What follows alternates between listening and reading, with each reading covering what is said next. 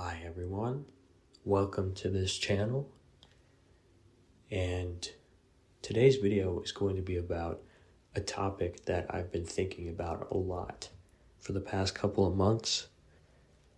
That is pretty original. I don't really hear that many people talking about this, so I hope that this video is going to be informative, interesting, and maybe spark a discussion. So if I had to sum up what this video is going to be about in 3 words, it's the idea that women are finicky. Now, what does that mean? Well, I think you could probably guess roughly what it means, but I'm going to give some context so that that statement makes more sense and explain exactly what I mean by that. So, let's start out. What are women attracted to? What are the main things that women find attractive in a man? So, the main 3 things, or maybe 4 things, that contribute to a man's SMV are looks, money, status, and game. Game is, you can kind of argue if game is part of SMV, because some might argue that game is more about advertising your value than a component of your value. But that's a bit too granular. I'm not going to be talking about that. The only people that would disagree with that are basically blue pillars, because blue pillars will say it's just personality and character, which anyone who actually has a realistic view of reality, anyone who's able to observe what happens around them, knows that's not true, knows that doesn't actually explain what's going on. So, yeah, those are the main 4 things. And women are hypergamous. They're hypergamous about looks, money, and status. Those are the things they're hypergamous about. They're not just hypergamous about looks, and they're not just hypergamous about status or money. They're hypergamous about all 3. Now here's a question. Who cares more about looks, men or women? General society will say men care more about looks. Black pillars will say women care more about looks. And I guess shorthand, I would agree more with black pillars. I would say women care more about looks. But there's a nuance to that. It's the fact that a higher percentage of what men find attractive in a woman is looks. Probably 90% of what we find attractive in a woman is looks. That's our lens of attraction, mostly. And I think it's a smaller percentage, looks is, of what women find attractive in a guy. You know? I think in the last video I said maybe something like 50 to 60%. But here's the thing. That can be true, but women also have higher standards about looks than men do, which I think is also true. I think that women are hypergamous about looks, especially, in the modern era. They have higher standards. They have higher expectations for what the man looks like than men do.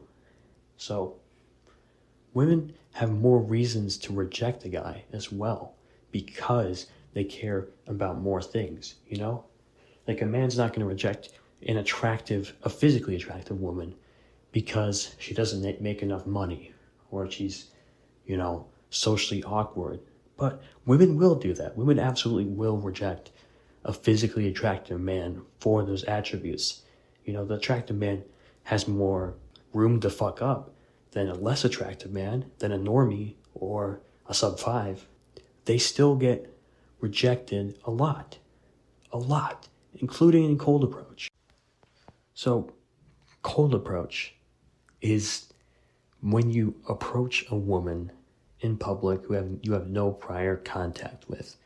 It's called a cold approach because there's no warmth involved. There's no social circle. There's nothing. There's no prior contact. So, personally, I think that cold approach is valuable. I think that cold approach builds valuable skills and is a good refuge for men that don't have women in their life already, which is a lot of men, including myself.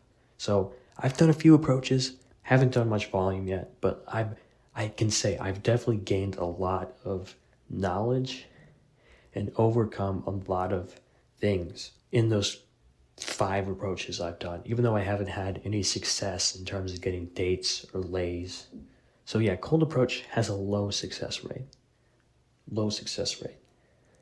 Extrapolating from numbers you find online, the average newbie can expect to have a maybe 1 to 5% chance of getting a girl out on a date who they approach, and maybe get a number from like, I don't know, it varies a lot, but maybe like anywhere from like 10 to 30% of women they approach.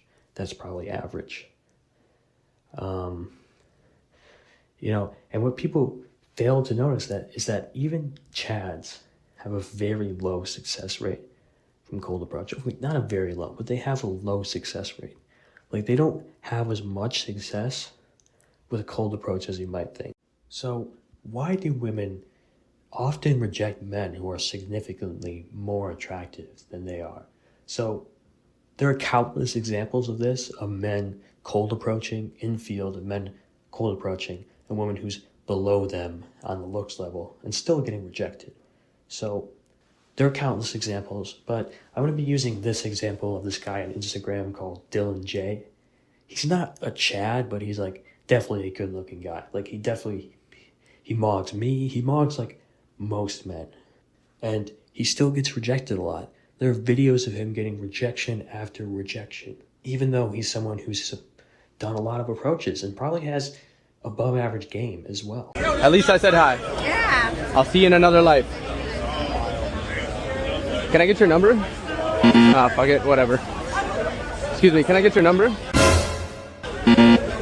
Fuck it. Can I get your number? I just like Asians. Can I get your number? Can I get your number? Fuck. Can I get your number? No? Alright, no problem. That's fine. Let me ask here. Hey, can I get your number? No. Can I get your number? Fuck it. Can I get any of your numbers? No? Okay, no worries. Can I get your number? No? No problem. Excuse me, girls. Can I get either of your numbers? Nope. Okay, cool. No problem. Hey, guys. Can I get any of your numbers?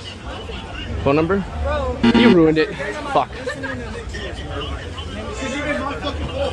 Hey, can I get your number? No. No? Okay, fuck it.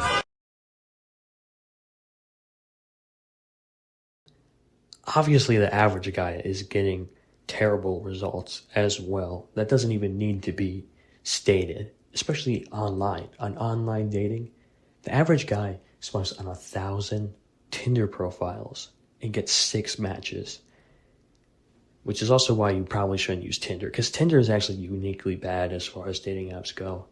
But so why are good-looking and high-value men getting rejected? Because it's not really hard to figure out why average men are getting rejected. It's because of hypergamy. We all know that. We've all heard that. But I'd say it's just confusing when it comes to the high-value, attractive men getting rejected. It's like, how are these men getting rejected by women who are significantly less attractive than them? Like, how does that make any sense?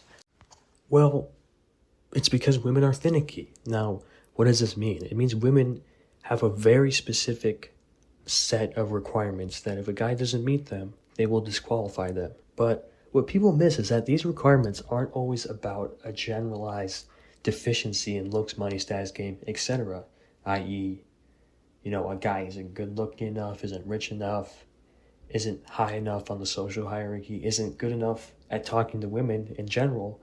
It's a very specific perceived deficiency in one of these, meaning a guy could be an 8 overall, but he's 5'9" instead of 6'2", and that woman has a particular fixation on tall men.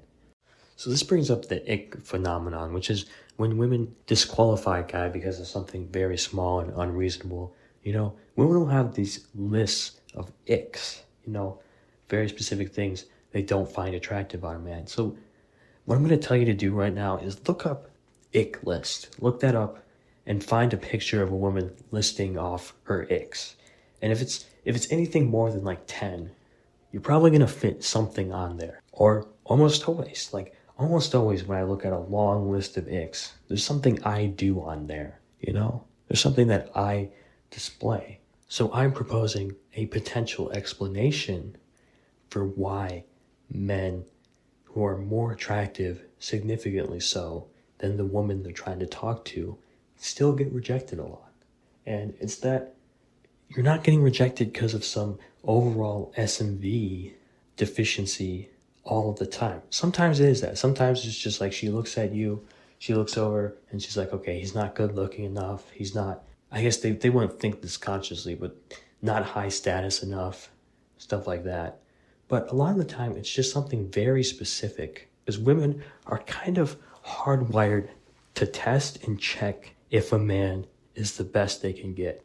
A way for them to do that is just to look at all these little hints and signs. So what I'm saying is, when a high value man goes up to a low value woman and he still gets rejected, what I think is going on is that she, he might appear high value on the outside. She's seeing some small little thing about him that's making her think that he's actually low value, which might be the fact that he's approaching a woman on the street. It's like maybe approaching a woman on the street to them is a demonstration of low value. To some women might have that thought process. It's like, why don't you have women DMing you already or something like that?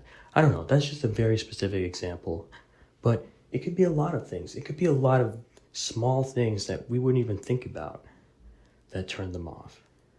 Small little turnoffs, small little aspects of your behavior. And the other explanation is that simply, women go through a lot of fluctuations, in terms of hormones, in terms of their cycle, which might influence this as well. Maybe during certain times she might be more receptive to you or whatever.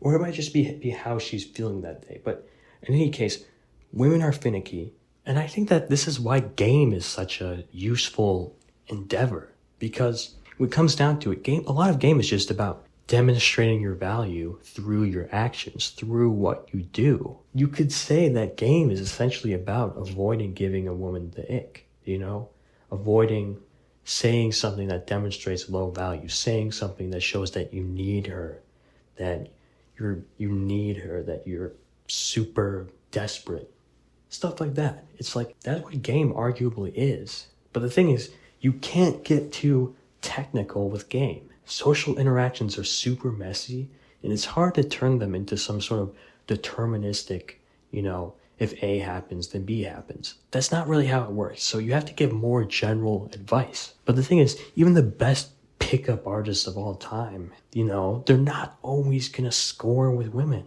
They're not always going to have success, because there are limits to how much you can analyze human interaction, because that's not the nature of human interaction.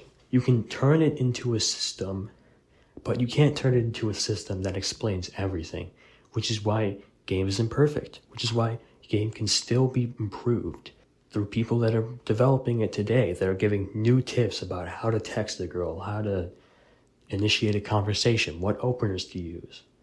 People debate about this stuff because it's very complicated and it gets very granular.